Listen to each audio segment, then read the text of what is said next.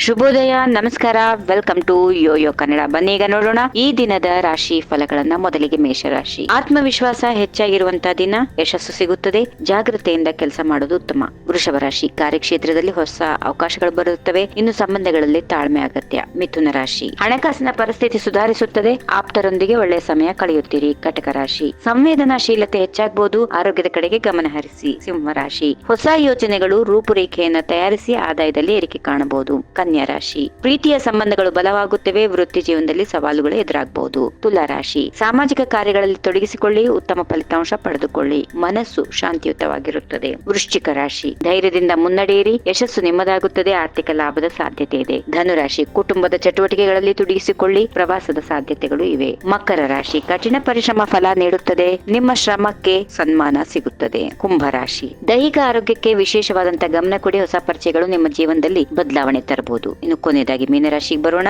ಮನಸ್ಸು ಮತ್ತು ಮನೋಸ್ಥಿತಿ ಶಾಂತವಾಗಿರುತ್ತದೆ, ಆರ್ಥಿಕ ಪರಿಸ್ಥಿತಿ ಸುಧಾರಿಸುತ್ತದೆ. ಹೀಗಿವೆ ಈ ದಿನದ ರಾಶಿ ಫಲಗಳು. ಸರ್ವರಿಗೆ ಶುಭವಾಗಲಿ, ಶುಭ ದಿನ, ನಮಸ್ಕಾರ. ಈ ವಿಡಿಯೋ ನಿಮಗೆ ಇಷ್ಟವಾದಲ್ಲಿ ಲೈಕ್ ಮಾಡಿ, ಶೇರ್ ಮಾಡಿ, ಸಬ್ಸ್ಕ್ರೈಬ್ ಮಾಡಿ.